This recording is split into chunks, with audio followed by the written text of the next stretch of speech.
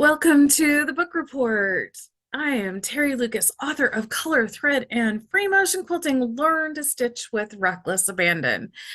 I often use the full length of my title because it is that reckless abandon which I love to bring to the world of quilting. And in today's book report, we are going to explore how Cyndi McChesney makes quilts from panels. Now, we've had Cyndi on before, and in the show notes, there will be a link to the original interview with her. And I am so excited to share this with you today. She is now taking these panel quilts even further, and I love this. Just a cursory look through the panels and you through the book, and you see these delightful panels, and she brings into play some of her favorite tools that we can use to create these dynamic panel quilts and make these panels really our own. She brings into play different layouts that we can use to create one-of-a-kind panels. She brings in perspective, like how to make something look a little further just by how we're using quilt blocks. And she just enjoys, she just has, oh my gosh, I'm looking through this book again, and it is just so fun. It is just so fun. And one of the things that she brings in is text. So using any kind of Word document, something that we use for typing out letters or documents, that kind of thing, so that we can create one-of-a-kind lettering on our quilts. Oh my gosh, these quilts are so fun. I can't wait to show you some of these. Oh my gosh, so fun, so fun. And I think she makes the best use of what looks like Comic Sans that I've seen. And I just love this. I just love this. I love how she brings so much fun into what looks like a very simple thing to do. Like, it is so simple. It is so simple. And yet we can create dynamic quilts from panels as the beginning layout. And they don't have to be particularly complicated. They can be a little bit more fun and whimsical and kind of look like this one quilt that I'm looking at right now. It looks like what do you call them? A oh scrapbook. It looks like a scrapbook page. Oh my gosh, how fun is that, right? Because we know on scrapbook pages, even though they can, especially when we've been doing scrapbooking or something or collage for a while, things can look really neat and beautiful and organized and complete. This has that sense of fun and whimsy that I would be looking for when looking at a beach day, right? The surfboard, the bike, snails trail blocks. Oh my gosh, so much fun. And of course, the broad-brimmed hat. And I think it is just so much fun. So we will get on with the show. Welcome, Cyndi McChesney. So, Cyndi, welcome back to the book report. How are you today? I'm doing well. How about you? I love that quilt behind you. Thank you. It is a play on uh, Ricky Tim's caveman style quilting from 100 years ago. That's great. I saw that he actually wrote the foreword to your book. He did. I really appreciated that. He totally got what I was trying to do with this book, which is really about how, answering the question, how do I do this? How do I do that? How do I make this happen?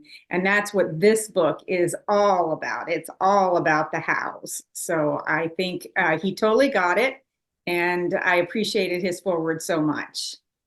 I, it, I there was one quilt that actually I am totally smitten with. It is your beach quilt. I don't know the title of it. I don't look at titles. I look at pictures and I look at some of the text. But that beach quilt, it looks like a scrapbook page. And that was the goal there. That is one of my montage quilts. And the montage quilts, basically, I kind of started out thinking what would happen if I used panels in kind of a collage style. And then I stumbled upon a description of a montage, which is images, words, and music. And as a musician, I thought, well, music is just an embellishment, not just, but it is an embellishment to things like, movies and TV shows and even commercials. So I thought, well, if I substitute the word embellishment for music, then I've got words, images, and embellishments. And what a fun way to create a little art quilt starting out with a panel. And that's where the beach day started. You know, I love all of the things that you brought together in that one sentence.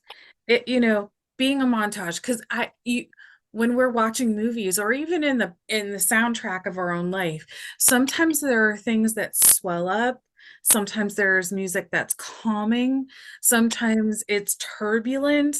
And you kind of got all of that in that quilt. That's fantastic. Yeah, I had a lot of fun with that one. I really had to teach myself a lot of things as I was doing that quilt. And so now it's fun to share that with other people. Okay, what was the biggest takeaway then from what were the top three teaching elements that you had to teach yourself? So, top of the list, even though it was the last thing, was to create a map or a grid and then figure out how you're going to put this whole thing together. Okay. Because as you probably noticed, it's not like just rows and it's not just columns, it's like blocks of elements that come together. So Yeah. that would be number one, is creating that blocky grid so that I could figure out how to piece the whole thing together once I got it all the elements up on the design wall. And then I would say kind of tied for one and two, or two and three rather, if I can put two things in the number two slot. I learned how to graph my own quilt blocks without a Okay. pattern, and I share that in the book because I think sometimes you get an idea for something and you just can't find a quilt pattern. Yeah. So I Mhm. learned how to do that, and I share that in the book, as well as how to make my own paper piece patterns. So I share that in the book Yeah. because, again, sometimes you have an idea, I want to do this. Well, guess what? That doesn't fit on a grid. So I can't make it out of squares, rectangles, or, half square triangles, whatever. So I guess I'm going to have to paper piece it. And now how do I make a paper piecing pattern or a foundation piece pattern? So I share that in the book.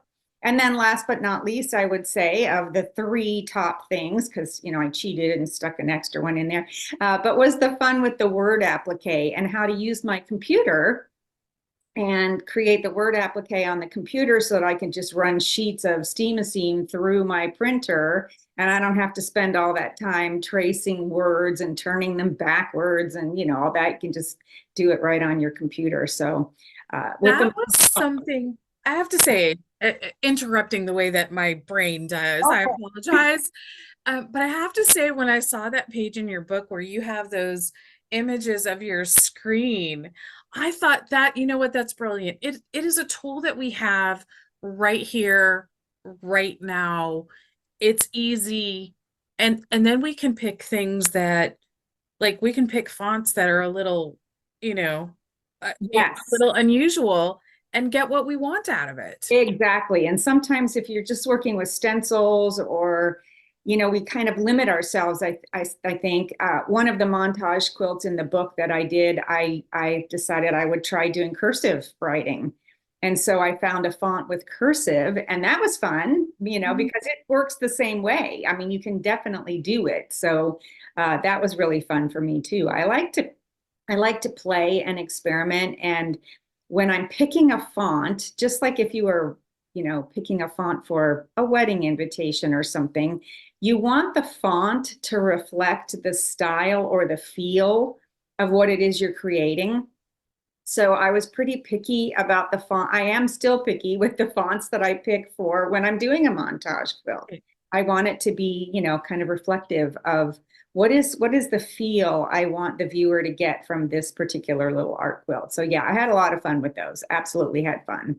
I think if I understood the font correctly, if I read the font correctly, it looks like you used Comic Sans, and I'm like, oh my gosh, this is the best use of Comic Sans that I've seen in a long time. That's one of my favorite fonts, and I have to be careful not to overuse it. So It, yeah. you know what? I like Comic Sans too because it's just slightly whimsical, Yeah, just slightly whimsical without like being in your face with whimsical. yeah, exactly. And there's others. There's some of the students who contributed books for the gallery of the quilts for the gallery of the book used some very unusual fonts, and I love how their creativity went off in a different direction. But each one kind of really fit with the quilt that they were creating. So I think that was really fun as well. So it's just a joy to see what people can do when you explain the how. And that's the whole goal. So Right. Well, and it so as a free motion machine quilter, my as I'm teaching, my whole premise is if you understand, if you get what the foundation is, then you can go do whatever you want. and that is the goal of the book. So I Right. started it out, tried to just address the fact that we have all kinds of things right at our fingertips. If you've ever made an Irish chain quilt, there's a great big block in there that has a blank space. So insert panel image. So I talked about, 1 and 2 block quilts where you can just, instead of that big blank space, which you might leave as a solid and do some beautiful quilting, or you maybe put a focus fabric in there. Well, substitute panel image for focus fabric or, crazy, wonderful quilting. I mean, it's quick, it's easy, and it's fun. Hmm. I take the reader from those simple quilts and then get into this was one that I just took myself in a whole completely. Sometimes I crack myself up. Okay. I just start laughing when I get an idea for something. But I thought, I've never made a row by row quilt with a panel. And if I can do all these other things with panels, why can't I do a row by row quilt with panels? So I've got several examples of row by row, some that my students have done. And of course, the biggest challenge with a row by row quilt is that all those rows have to be the same width all the way down the quilt. And so how do you make all that math come together? And of course, as you and I both know, quilters do not love math. There are a small majority of quilters or a little minority of quilters out there who just love the math, but then there's a great big field of quilters who are like, ew, math, and they want to run away. Like So their hair's on fire. so I hope that in the course of the book, as I explained how all the math works, it's not as hard as you think.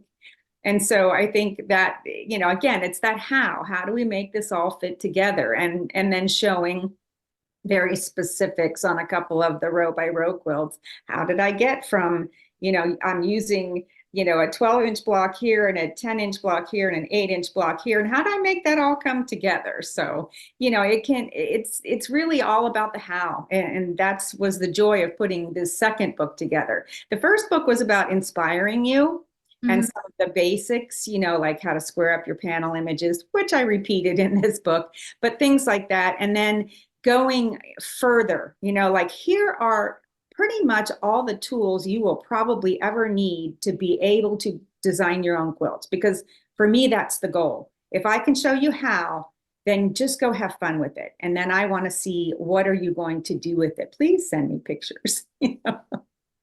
Well, I think one of the things that I really deeply appreciate about this is I was a sales rep for a while. So, right.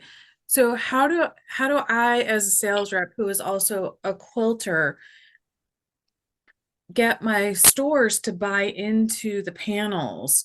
Now, one of the things that was happening, and I love this part of it, um, was stack and whack. I mean, we all remember stack. It's a fantastic, it is a very beginner, fantastic way of doing this.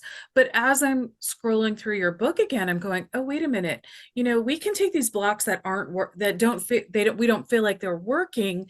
We can make tote bags and pencil bags and kennel quilts and charity quilts. And because if we're making a charity quilt, what somebody's going to know is that we were creating this in love and we understand and I think we can go a little further. I understand the pain of what you're going through, right? Yeah. In all of that. But there's the potential for things that don't work in a quilt, right? You know, I would think that for you, a design wall is essential. Huge. And I have a huge design wall. Currently, my design wall is 8 by 8, which Oh, is that is 8 feet big. wide by 8 feet tall. And it's usually completely covered because I'm also kind of an ADD, of quilters. I start a project and then like another idea, and I have to put that over in this corner or, whatever. But I do have a really big design wall. And the other piece of that I especially have found with the panels is to have that gridded flannel on your design wall. Mm, Because when we're working with panels, and especially if you're starting to play a little bit with the montage quilts, we tend to put those images up on the design wall really far apart. And I think if we could see with a grid behind it how much space we really have put in between, we would tend to bring them a lot closer together. I watch students do this in workshops all the time. They'll cut up the panel.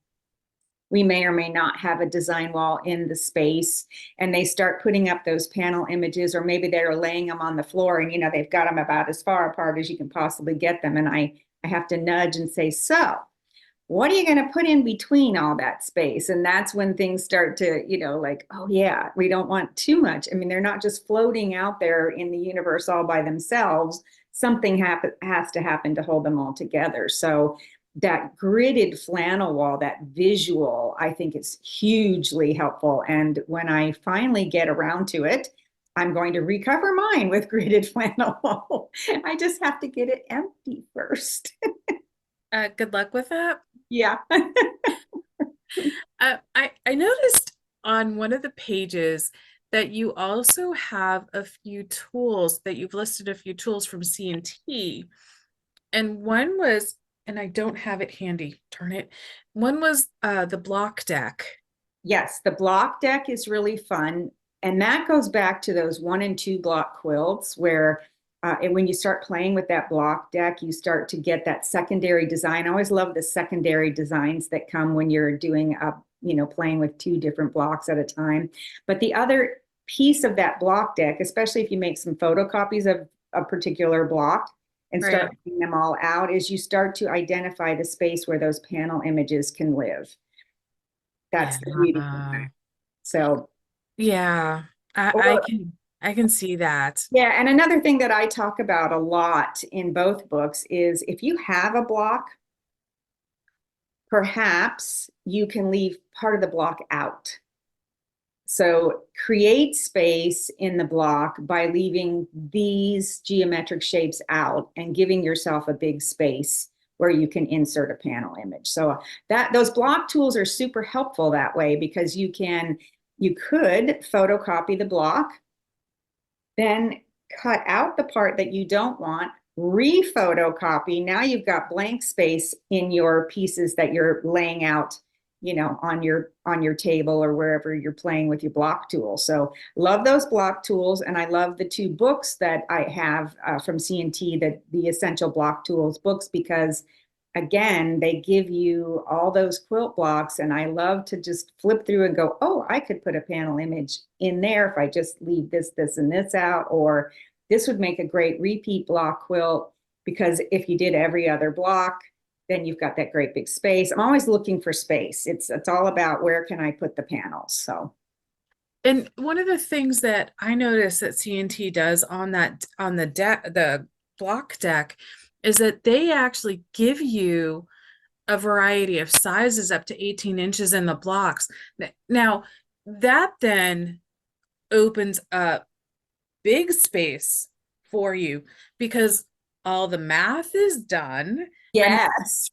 right now and as you're talking about like what can you leave out, well that means if you've got a ginormous panel that you want to save a big piece of it because it like visually makes sense for you, then Yeah. you can go ahead and you know where that space lies then. You know where that is then. Exactly. Yeah. And you don't have to figure it out. Like you said, for those math phobic folks out there, you just simply go to the book. It says, okay, if I have a space, if I can identify this space and it's going to be 6 inches or 8 inches in this size block, I don't have to figure out all the math to know that these half square triangles are going to be this size and that flying geese is going to be that size. It's all right there for you. And I like the challenge of figuring that kind of stuff out, but I know a lot of other people do not. So having those tools is super helpful. Now, so on that montage quilt, am I presuming correctly that one of the things that you did was partial seam or open seam piecing? There's one place in that quilt Okay. because I did what I encourage my students not to do. That was my first montage, so it's a learning experience. But my word of caution is don't paint yourself into a corner, and that's exactly what I did. I painted myself into a corner. So I have one little square in there that is a partial seam in order to get all the different elements together. Now, generally, and going forward, because that was my first montage, I avoid that like the plague. Ex Except, you know what? Except I think it is a really good technique because then that that opens your grid up Sure. to shapes like hexagons and octagons where you can where the fun opens up even further. Yes, exactly. And if you're comfortable with those partial seams, absolutely. But I think in general, when I'm teaching a workshop about the montage classes, I don't want people to have to think about, oh my gosh, when I get all the way done, I'm going to have to do a partial seam because sometimes it's just a little too overwhelming. So Yeah. let's look at it on graph paper and figure out how can we adjust something or can we slide something up or over so that we're not having to do a partial seam. So again, everything that I do is a learning process, and then I try to pass it on so somebody else doesn't have to struggle.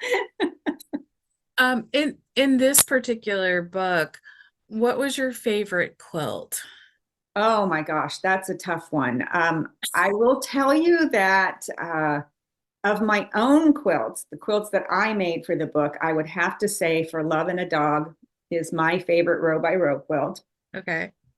From my students' quilt, oh, I should not do this because I don't want anybody to feel at all slighted, but I will tell you a funny story.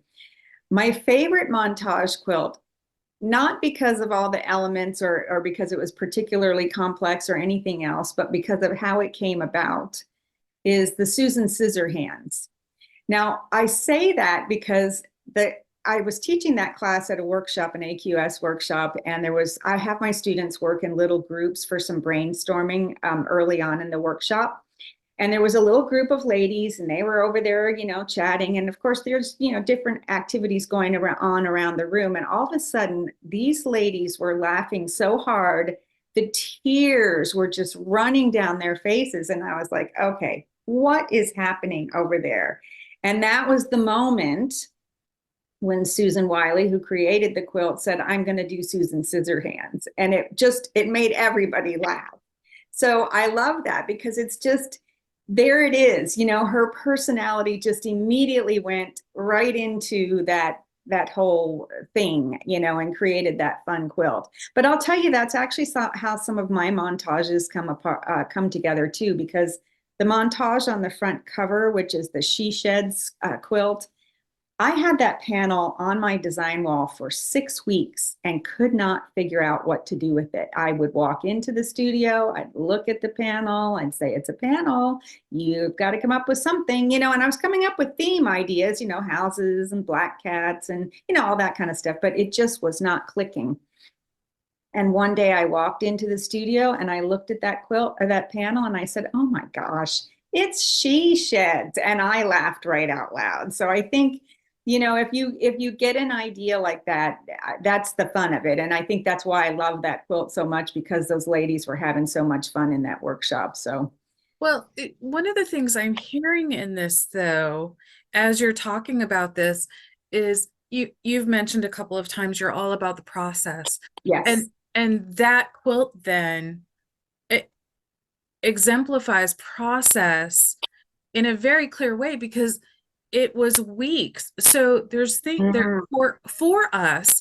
for us as quilt makers, whether we're new and trying to figure this out or whether we've been doing this for a long time, sometimes it really does take us a little while to come Absolutely. up with those ideas. And we have to sometimes literally walk out of the sewing room in order to passively think, like do other things, clean Yeah. the house, do the laundry, do Take the a dog for a dishes. walk. Yeah. Don't you find that even when you're long arming a quilt that, I mean, I do, I know when I'm working on maybe a really complex custom piece for a customer that sometimes, I'll be going along pretty well and, oh, I'd like to put this in here and I'd like to do that over here. And then all of a sudden I'll hit something and go, whoa, I have Yeah. no idea. And that's usually when I'm taking a break. Yeah. And that break sometimes can be more than a day. I mean, it's not like, I think we live in such a fast-paced world that we think everything has to happen right now. But Mhm. example, the She Sheds quilt, even the idea for that did not come and I mean, I'm in my studio every day. It's not like I walked in there once a week and kind of waved at that panel and said, give me an idea. It was, I look at it every day and it just wasn't coming together. And then one day it came together. So I think honestly, we have to give ourselves a break, especially in the design process. And if one thing doesn't work, try something else.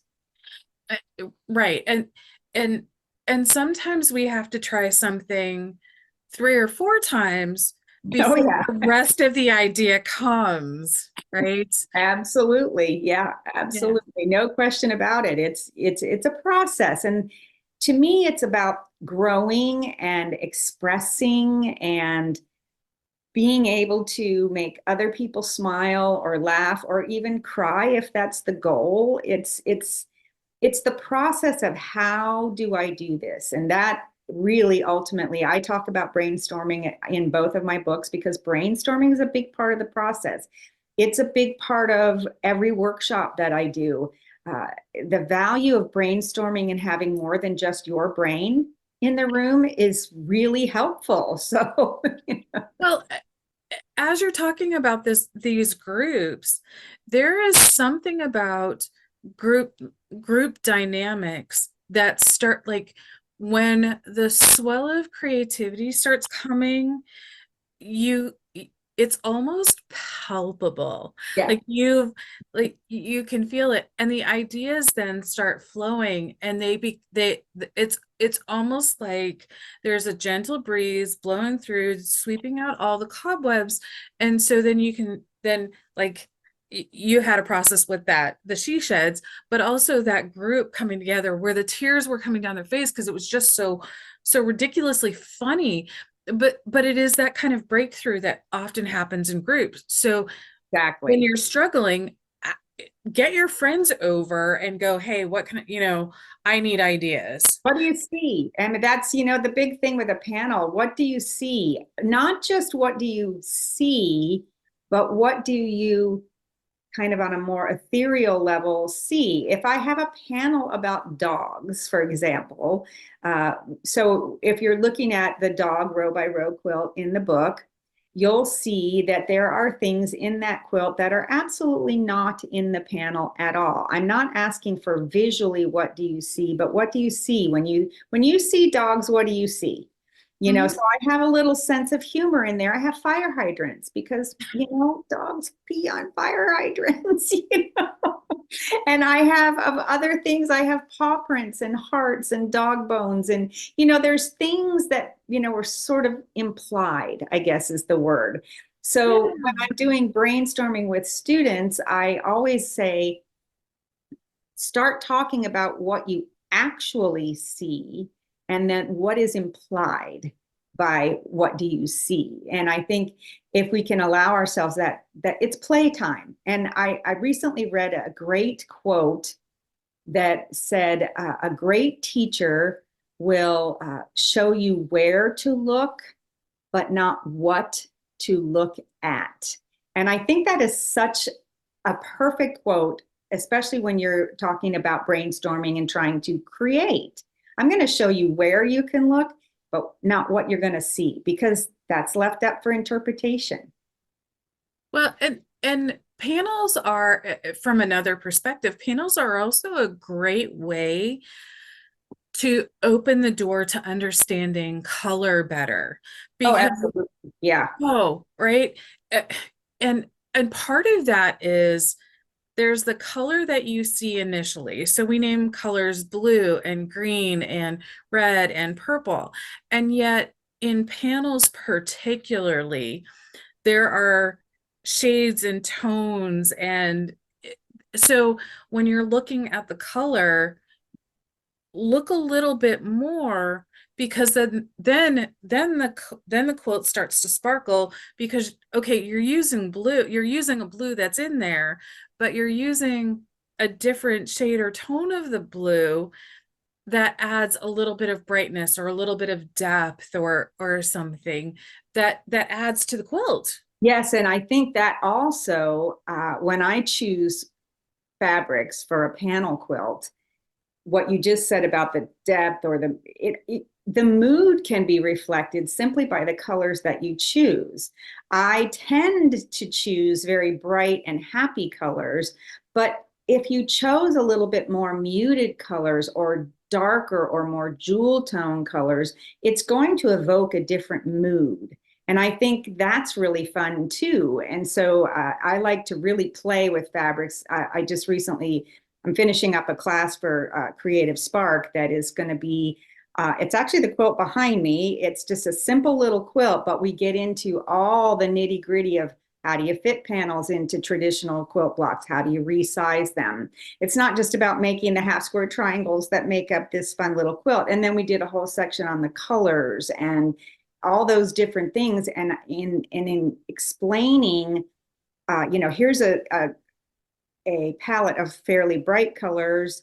Here's a really deep, dark palette of hand-dyed fabrics that give this panel a whole different feel or mood. This might work better in a log cabin. This might work better at the beach. It's like, where are you trying to express yourself through that whole palette of colors. Color is, of course, one of my favorite things, and I love, love, love, love the new color tool from C&T. I hope everybody has seen it, but oh my gosh, what an amazing tool. That I think is actually on its way here and will make its way onto the book report. I have just loved how C&T has been going down going deeper into that path of color, that Joan Wolfram and Jean Wells have really taken us on that journey with them, because like your brainstorming sessions and the coming back and looking at something, it gives us a different focal point to look at color and then really make our color choices our own. Yes. Like making the panel choices our own. Yeah, exactly. And that's kind of, again, just a whole other piece of it, a whole other aspect of how are we going to make this pop, or what do we want it to say? What mood are you trying to evoke? When I'm doing a workshop, I have a whole list of questions that I take the students through so that they're not just looking at a panel and going, well, I can do this, or all these fabrics came with the panel. Okay, what if you want to do something a little different? And I'm not knocking that. Trust me, there are times when you absolutely want to use that fabric line that came with the panel. But there are other times when you maybe want to step outside that, because sometimes what I have found is the fabric line that comes with the panel might be a little busy. And if I'm trying to highlight a panel, I don't want all this busyness going on around it. I want really to highlight it. So I might save those busier fabrics for something further away from the panel, maybe a sashing pattern or something that's going in between. But, I think it's about stretching. It's about, how do I do this? It's about stretching. All of that is super important. And I think just being able to understand the process. It's all about the process. Everybody asks me all the time, well, how can I make that quilt? I don't want you to make that quilt. I want you to understand the process of how I made that quilt so that you can make your own quilt. Because you might not find this pattern 6 months from now, or this panel. We all know how that works. But if you know the process, you can make this exact quilt with a different panel, you know? one that more reflects your own personality, where you are in your life, what's going on in your own life, what's going on in your quilt brain, Yeah, right? yeah. You know, because quilt brain, she has a voice. She Yeah. Oh, yes. Yes. Having been woken up by that quilt brain in the middle of the night or interrupted during a bike ride, I know exactly what that is. It's like, oh, I got to stop the bike and say that into the phone so that I remember it by the time I get home. You know, yeah. that quilt brain, when it pops, it pops. You got to just listen. Another tool related question. What rulers are you using to what rulers are you using? You know, that is a for each one of us quilters, that is an odd question, but it's a well, not odd. It's an incredibly personal question because we all have our favorite rulers. Absolutely, we do. Well, for starters, my absolute number one favorite ruler to make strips or to cut out subcut squares or whatever I'm doing, just basic cutting, I absolutely have to use the Alex Anderson Quilter Select with the sticky on the back because I really like, yes, those rulers. I just think they're phenomenal. Aren't these the best? They are the best. And then moving beyond that, the Uh-huh. next set of rulers that I absolutely love and that I use all the time are the Studio 180 different Okay. rulers because for precision piecing, that's what I like best. I have found that Deb's techniques of making everything just slightly bigger and trimming it exactly to size so that your seams or your diagonals line up right in the corner, or your V of your flying geese is right in the middle, right at the 1/4 inch seam mark. I just love those rulers. So many different basic units that you can make with those rulers and have them be perfect. And I'm very picky about my piecing. So I when those came out a few years, or I think it's been more than a decade now, I Yeah. dated myself, but yes, I love those rulers. So I'd say of all the tools, those are the top tools in my toolboxes. The Alex's Quilter Select rulers, and then Deb Tucker's Studio 180 rulers, and those are pretty much. I've started to weed out now. I don't need 16 6.5 by 24.5 inch rulers. I You really don't. don't? No. But what you do need to do is buy a new one every so often so that as you're continually cutting and shaving, your edges are fresh and new. So, yeah. So I am slowly starting to weed out a lot of those rulers, and those are my favorites. What thread are you using? I use Aurifil thread for piecing. I, Okay. I do like Aurifil, and I am one of those people who has found just a lovely color that is sort of blends with everything. Mm-hmm. I do not switch around back and forth. If the quilt is primarily cream colored, like the one over my shoulder, then I will use a cream color to kind of put all the major pieces together. But the smaller pieces, I might go back to my kind of standard kind of, it's almost a goldy, khaki, greeny color. I don't know the number. It's in the 2000s, but they probably all are. And then I am one of those quilters, long arm quilters, who just never has been brave enough to really experiment with a lot of different threads in my long arm. I mostly do utilitarian quilting, meaning edge to edge, or custom quilting, but not like nobody's trying to win, at Houston or anything with the quilts that I'm quilting. So I use cotton thread, and I use signature cotton thread. I like it, and it served me well. I know there's all kinds of debates we can have about thread. We'll just skip that. Everybody's got their personal preference. I, I, I'm I find like I'm the odd duck in the room. Like I love thread and I Oh, yeah. It's like you have to be careful because how much thread can you really have? As it stands, I have a cabinet in my studio that is one of those, kind of closet type cabinets. And I had it retrofitted with a pantry insert. So it is all my quilting thread from floor to the top of the 6 6 feet of cabinet. It's all cones of quilting thread. Yes, and it's great because with the pantry insert, the shelves are just like the perfect width to hold 2 cones. And so, so yes, you got to be I'm careful. I bow to your greatness. Uh, I, yeah, thread is one of those things. Sometimes it is brand loyalty. Sometimes it is one of the things that I found over the years is there's a little bit of brand loyalty, but there's also the the more mature I get in my quilting or the longer I've been doing this, there are tweaks that I've made over the years that have made my piecing a whole lot better. And so, Sure. so Yeah. that's what I do. And and it is often a very hard thing to explain to a new quilter who's like, oh no, I'm just going to get what I can get at the big box store and that's fine. Yeah, it's fine. I like good quality thread, so I do like the Aurifil, and I've tried a couple of other things, and eventually, as time goes by, I may switch. But I do love the Aurifil. It's nice and thin. It's very Yeah. strong.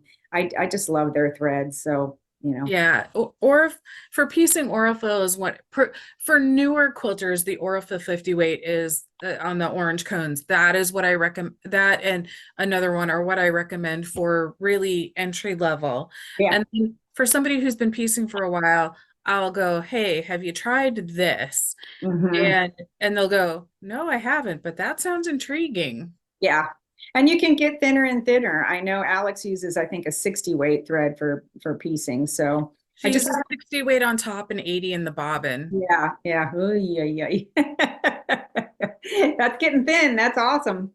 Well, and I will locate if I'm working with something that's a little finer or I'm going to do a lot of dense quilting, I will even go with the 100 weight in Uh-huh. my bobbin. Yeah, that makes sense for really dense quilting. Absolutely. Yeah. And part of that so the quilt doesn't warp. But on most of your quilts, they're like as somebody who teaches quilting, one of the things that I see is like these are great opportunities to learn shapes. Oh, absolutely. And I think the other fun thing about a panel quilt is, you can be as intense and intentional about your quilting as you want to be, or you can just be utilitarian. It's kind of, Right. how much, I mean, okay, just for fun, how often do you really enter a quilt that is made from a panel? I mean, it's done, it's absolutely done, but how often do you really enter a quilt that's made from a panel in a big show? Sure, you're going to do it in your local guild show or your state show, but are you going to enter it at Houston? Or are you going to enter it at Paducah? And I have to tell you, tongue in cheek, a couple of years ago, I did enter that Beach Day quilt into the AQS Paducah show, and it got juried in. Now, it didn't win. I didn't expect it to win because I didn't quilt it with the intention of it being a contest show, a quilt. But what I did, I just on a whim, I was like, I wonder if they would ever consider a panel quilt as something that could hang. And they did. How fun is that? So if I had known that, if I'd had a crystal ball, I probably would have spent a lot more time on the quilting. Yes, but just even saying that, first of all, you took the risk to enter it into the show, and secondly, to get juried in, it's a contender. So when you look at the overall work of it, the piecing is good, good enough. The piecing was done well. The quilting itself was done well. For what it was. Yeah. For what it was, absolutely. Um, and and so like those things that are done really well are actually probably much more show worthy than we give them credit for. Exactly. Yeah. I think just, understanding that if you have a good design, a solid design, you've done all the math, you've worked out your grid, you've worked out your map of how you're going to put this together and how you're going to piece it and how you're going to balance it and all those things that I talk about, and you understood how to make your own quilt blocks or construct your own paper piece or foundation piece block, and then you put your design together, you have a good solid design, you're halfway there. And then the rest is all about, you know how to piece, you know how to construct, you know how to applique. Maybe you or you have someone who does your quilting for you, can take that to the next level. And of course, it is absolutely worthy of any show. And I don't enter shows generally to quote unquote win. Of course, that's always nice if it happens, but primarily my reason for entering a show is I want the feedback. And I got exactly the feedback I wanted when I entered that quilt into the Paducah show.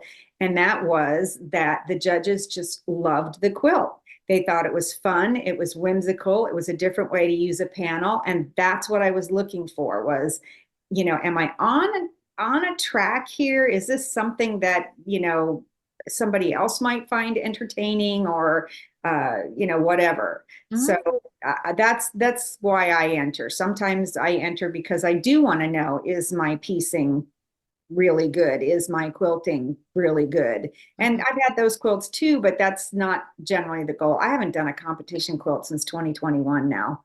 And I'm a little further back from that. There are ideas. There Yeah, are ideas. yeah. I'm actually looking over at my pressing station. What do you use a pressing aid? Like some kind of spray for your panels and your fabric? So generally, I will say yes. I do. With panels in particular, they tend to be either printed a little askew or perhaps when the fabric is wrapped on the rolls and then ultimately onto the bolts, they get torqued in that wrapping process. And so what happens a lot of times, a lot of people do not like to pre-wash. I'm a huge pre-washer, but if a panel is so horribly tweaked, washing it will definitely help. But then the other thing, going back to the pressing, I press with a dry iron, but I use a bottle of water, spritz, spritz. Okay. And then after I have worked a panel to where it's actually square, which is pretty critical, then I will lightly spritz with best press. Okay. Then I'm not ironing, I am up and down moving because now I've got it square. I don't want to run an iron across it and risk tweaking it out of square. So I will up and down and then just let it dry in place. So Yeah. that's kind of my process when I'm pressing. And for if I'm squaring up a quilt, that's exactly what I do. I have a different pressing aid that I use, but it it, you kind of have to work a little bit slowly, very intentionally when you're doing this. I absolutely think that's true, honestly, with all aspects of quilt making. If you Mhm. if you are making half square and triangles, for example, and you're rushing through the pressing, ultimately down the line, that I think is going to affect the outcome of the entire piece. Perhaps you have now skewed your little half square triangles and they're not really square. Or perhaps you are putting half square triangles together to make a pinwheel, and somehow instead of opening seams or pressing in opposite directions or whatever it is you might take the time to do if you went a little slower, you got this big lump right in the middle. And as a quilter, I know you know this, you come along and you hit that, and it's like hitting a speed bump going 60 miles an hour. It's like, whoa, what just happened? So I think really every step of the process, we want to slow down a little. I know there's something to be said for speed. If you're trying to make 30 quilts in 30 days, then okay, go fast. But if you want to do, good quality work, I think just slow down with your cutting. Be sure you're really lining your ruler up in the same place every time. Slow down with your pressing, slow down even with your sewing. It always cracks me up when somebody's got that machine and they're just feeding stuff through there so fast. And I always look over and go, how do they know if the seam is the same from the top of the piece to the bottom of the piece? If you're going that fast, I don't think you can. I mean, honestly, so even slowing down with the sewing and then the pressing and all of it, I just, it's not a race. It's supposed to be enjoyable. When I partly because I teach quilting on a home sewing machine, one of the things that I do to get my students to slow down is I start issuing speeding tickets. Oh, there you go. I love Slow it. down just a little bit, and part of it, part of it is when you slow down, you can actually see where you're going. And Yeah, here's where you want to look. You don't want to look here, you want to look here. yeah. Here's why you want to look here. And here's where a stiletto comes in really handy.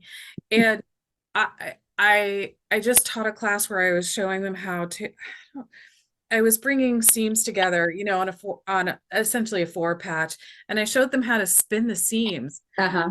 Oh my God, isn't that one of the coolest things ever? Like if you're putting pinwheel blocks together, you want to get that flat, spin the seams. And their minds were just utterly blown. And I'm like, look at how flat this is. So Yes. I'm stitching this. Now when you're going over that, yeah, all of it. Yeah. Yeah, And I think a lot of times, like I said, there's something to be said for going fast, but there's definitely something for slowing down. And yeah. maybe it's because my hair has turned white that I think slowing down is a good thing. I don't know. I think part of what I see is a level of maturity and understanding. Like you've done a lot of quilts, so the you've gotten to that point where it's not about perfection, it's just about doing good work. It Yes, really is just about absolutely. doing good work. And my biggest mentor on that topic would be Sally Collins. And she, she really, I took a workshop from her years and years and years ago, and she just so affected the way that I approached my work after that. So shout out to Sally. I love her. And she was either on the quilt show or Simply Quilts with Alex Anderson. I remember her very early on, and she affected my quilting too. Part of the reason why I use the finer threads, right? Uh-huh. Yeah. But I know what a quarter of an inch seam. I remember her saying this. I know what a quarter of an inch seam is.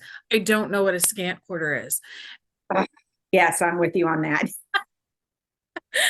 And part of the reason why I love that, and this is where the finer threads comes into play. So Yeah. like the 50 weight two ply, it doesn't take up as much room in the seam. So when you press one way or the other, you're not creating bulk. Right. And like that to me, like between Sally and then Bob Purcell years later, learning those learning those components was mind blowing, Yeah. but it was a simple, effective change. And now I can go, okay, my quarter inch is fine, my quarter inch is fine, my quarter inch is consistent across the way. Yeah. So, two final questions. One is final thoughts on the book. Well, I think my biggest message is to understand that this is a process-oriented book. I want to answer all the how do I do this questions, and that's Okay. what I have accomplished in this book, with much assistance from my fabulous editor, Roxanne Serta. Boy, she really pushed. Well, wait, you got to explain that further. And she was absolutely right. And it was great to have her on this project with me because she was so helpful. So that how to. And then Mhm. also, I think I love the fact that I was able to address such a wide variety of styles of quilts, from the 1 and 2 block quilts to the row by row quilts to the montage art quilts, and then everything that goes into those, the math, the graphing, the foundation piecing. We even put some exercises in the book so you can try it out, make sure you really understand it. And there's that answer key at the end of the book. So don't go cheat, but here, see if you can make a paper piece pattern from this. And how does yours look compared to what I did? There's more than one answer to everything, obviously, but obviously, having those exercises, I hope will help people get the how even more firmly embedded into the understanding of the process. So I think I'm very happy with the way it came out. It's very colorful and fun. And April, the graphic artist that works on my books, is just so much fun to work with. And she just always surprises me when they're all said and done. I'm always amazed at how beautiful they look. And the students that contributed quilts, it's just always fun. Their reaction is probably the best. when you send somebody the book, you know, they let you borrow their quilt to put in the book, and then you mail them a copy of the book, and they write back and go, "Oh my gosh!" You know, that's always. There's that level of fun. When you're either quilting or piecing, what are you listening to? You know, for the most part anymore, I'm in a different situation now than I have been over the past few years. But, Okay. and so the house I'm in is very small, and it's my sewing room is very open into the rest of the house, which is not ideal for me. But in the background, my mom is in another room with the TV. And so I just hear that kind of in the background. I don't listen to music when I'm quilting. I don't listen to books on tape because I all of a sudden find myself doing this, like what's going to happen next on the, you know, and I'm not sewing or cutting or pressing. So I don't listen to books on tape, no music, just have the TV in the background. And usually because it is what it is during the day, it's a repeat of something I've probably seen 20 times. So I don't even have to, you know, really see it. And I'm not really listening. It's just sort of background noise. Truthfully, I really like quiet. I just really like quiet. Hmm. That is really having had a parent live with me, that is a special thing. So I totally understood. Thank you again for joining me here on the book report. I'm glad to thank you for asking to come back. I was so delighted. I was Yeah, really so this is fun. delighted. Well, Um, I had to share this new one with you. We kind of talked about that last time, and so I hope that people will enjoy it. I have my copy, and yeah, I know, fun, right? And so yeah, pick it up, take a look, and hopefully it will help you. This is, you know, I hear this a lot from students. What I learn in your book, I can take to all kinds of other parts of quilt making. Yes, you can, and that is also part of the goal. So I think. right. I think it's good. Thank you so much for having me, Terry. You're welcome. You're welcome. And